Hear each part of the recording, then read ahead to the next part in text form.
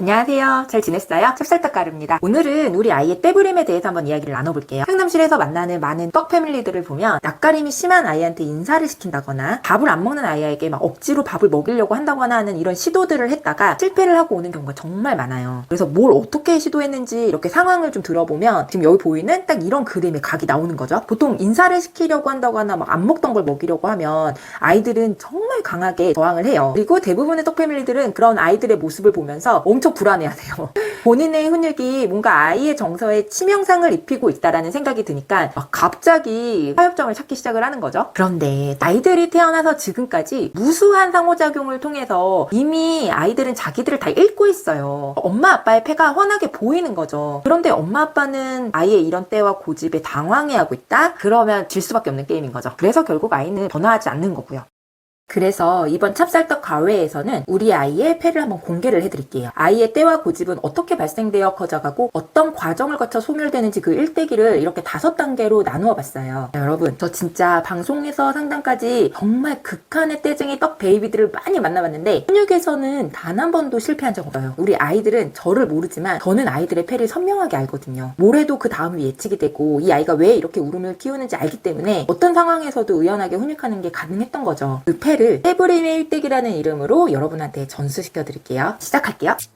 떼부림의 일대기에서 1단계는 때의 발생기예요. 아이들은 배가 고파도 울고 뭐 졸려도 울고 쉬하면서도 울잖아요. 근데 이렇게 울음을 원하는 것을 얻기 위한 의사소통이라는 거를 이 과정을 통해서 이제 학습을 하게 되는 거죠. 그런데 아이가 클수록 여기서 더 나가서 울었더니 못 만지는 것을 만질 수 있다는 걸 알게 되고 울었더니 먹기 싫은 것을 안 먹어도 된다는 걸 알게 되고 울었더니 비 오는 날에도 집 밖에 나갈 수 있다는 것을 인지적으로 파악하게 되면서 이 울음의 기능이 변질되기 시작을 해요. 그게 바로 이 발생기인 거죠. 그래서 이때 많이 보여주는 게 그 가짜 울음 있잖아요. 뜻대로 안 되면 눈물은 안 나오는데 이렇게 입으로만 울고 있는 이런 가짜 울음이 나타나는 거. 그래서 이 가짜 울음 나타나면 우리 애기가 울음을 학습했구나, 발생기구나 라고 생각하시면 돼요. 자, 두 번째는 형성기예요. 아기가 때가 느니까 아마 단호한 표정을 짓고 뭐 뗐지? 안 되는 건 안 돼? 뭐 이런 훈육을 아마 했을 거예요. 그런데 여러분 한번 입장을 바꿔서 생각해 볼게요. 평소에 잘 열리던 문이 안 열리면 여러분 어떻게 하세요? 더 세게 문고리를 흔들든 그 문을 밀든 뭐 이렇게 액션을 취하겠죠? 마찬가지예요. 아이들 입장에서도 평소 통하던 울음이 안 통하면 더 강하게 울어요. 심리학에서는 이것을 조성이라고 해요. 근데 여기서 여러분이 놀래서 아이가 해달라는 대로 막 안아주거나 달래주면 아이는 이 강도의 울음을 기억을 해요. 요 정도 강도로 울어야 우리 엄마 아빠가 내 말 들어주는구나 하면서 저장을 하는 거죠. 그리고 시간이 지나도 마지막에 저장된 그 강도의 울음으로 바로 울어버려요. 아이 딴에는 효율적으로 대응을 하는 거죠. 이 울음이 근데 안 들어줬어요. 그러면 조성의 원리에 따라 아이는 또 다시 더 크게 울겠죠. 또 이 울음에 놀라서 아이가 원하는 대로 우리가 많이 들어주면 아이는 또 이 강도의 울음을 기억 속에 저장을 해요. 아이가 기질적으로 예민하고 까다롭다고 하면서 이제 상담실을 찾잖아요. 근데 그런 아이들 중에 적지 않은 수가 의외로 이런 패턴으로 울음을 학습해서 예민해진 경우가 아주 많아요. 실상은 아이 자체가 예민한 게 아니라 고집부리거나 뭐 거부하거나 울면 자기가 선호하는 것만 할 수 있다는 거를 우리 스마트한 아이가 파악을 한 것뿐인 거죠.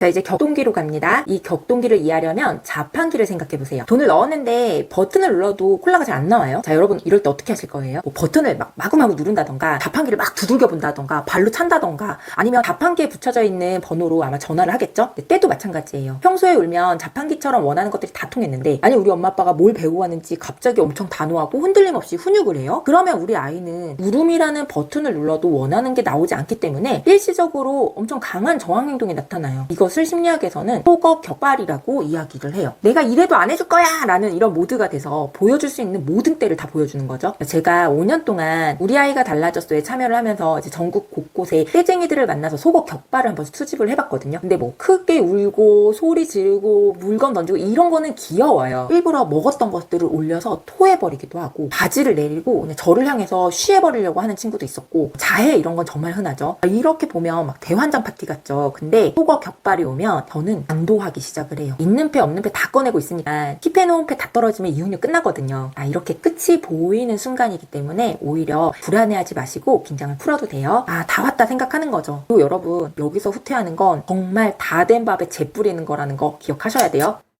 아이의 속어 격발을 모두 견디고 더 폐가 없으면 때는 짜게 쉬기 시작을 해요. 안정기가 오기 시작을 한 거죠. 제 경험을 얘기를 하자면 아이의 때가 완만하게 사라지는 경우는 거의 없었어요. 오히려 정말 드라마틱하게 사라지는 경우가 훨씬 더 많았어요. 굉장히 극적인 거죠. 왜 그럴까요? 그 감정에만 매몰되어 있던 아이가 이 격동기를 지나면서 학습한 거예요. 이렇게 울어도 안 될 일이면 진짜 안 될 일이구나 라고 하면서 사고 체계가 돌아가기 시작을 하는 거죠. 여러분 2단계 오잖아요? 그럼 아이가 진짜 예뻐 보여요. 울음을 막 조절하려고 노력하는 모습 진짜 예쁘고요. 엄마 아빠 말에 응 하고 답하는 일이 잦으니까 정말 고마움을 느낄 정도예요. 예외는 없었어요. 1, 2, 3단계에서 정말 온 몸에 이렇게 멍이 들 정도로 저를 공격했던 친구들이 있거든요. 근데 4단계에 가면 저한테 사과도 하고 자기가 어지른 것도 스스로 지워요. 속상한 게 있으면 막 울음이나 짜증을 내는 게 아니라 말로 저를 막 이렇게 이해시키고 납득시키려고 하는 모습들이 나와요. 그런 모습 보면 여러분의 아이들도 이렇게 힘든 1, 2, 3단계를 넘어가고 나면 정말 예쁘고 기특한 정말 이제 그 우리 아이가 가지고 있는 속살을 그대로 우리한테 보여줄 거예요. 여러분의 육아의 르네상스인 거죠.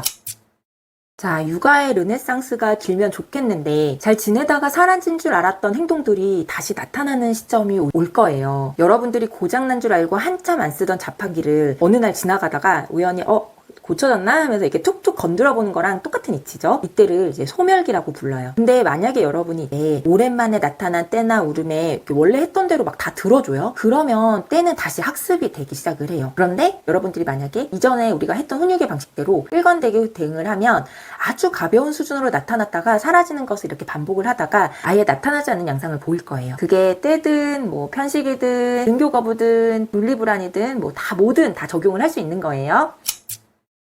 여기까지가 때의 일대기예요. 아이들을 개선시킬 때 나타나는 수많은 저항은 빈도와 강도의 차이만 있을 뿐 모두 동일한 수순으로 개선을 시켜왔어요. 그래서 실패하지 않는 한은 어떤 아이들도 이 일대기를 건너오면서 변화가 없었던 아이는 없었어요. 그러니까 우리 떡패밀리 여러분, 훈육할 때 우왕좌왕하지 마세요. 아이와 내가 지금 어느 지점에 있는지를 알고 어떤 지점으로 갈지를 예상을 하며 의연하고 여유있게 훈육하기를 바랄게요. 저는 그 수많은 아이들과 이 산을 넘어왔잖아요. 그래서 사람은 잘 안 변해라는 말은 좀 틀렸다고 생각을 해요. 아이가 개선할 수 있는 환경만 잘 받쳐주면 어느 아이들이나 변화해요. 인간은 누구나 더 나은 존재가 되고 싶어 하거든요. 이렇게 영상을 통해서 여러분의 훈육이 의연해지길 응원할게요.